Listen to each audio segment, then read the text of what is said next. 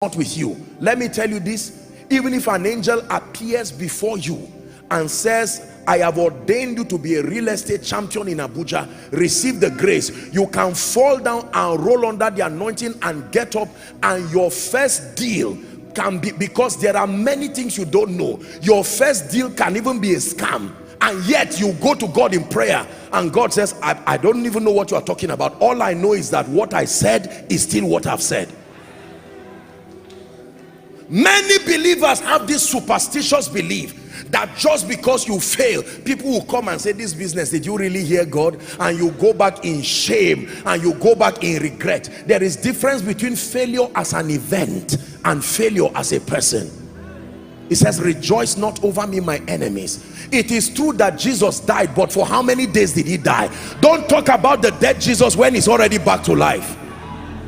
Imagine that Jesus rose up from the grave and sat there inside the tomb and says, I'm angry because everybody ran away from me. You better come and carry me out of this place. I don't know how many days would have been counting for redemption. As soon as he came back to life, he had no time. The Bible says he rolled the grave clothes and he had what to do. He didn't see the disciples and say, you guys, 3 days I suffered, I was in that tomb alone. He had no time for that discussion. Let me tell you this, determined people don't weep for too long. If they go through something, they can stand, learn from it, readjust and fire on.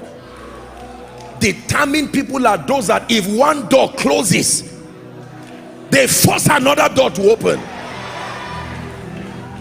Listen, don't just be excited for nothing. This is what it takes to be a champion in the kingdom.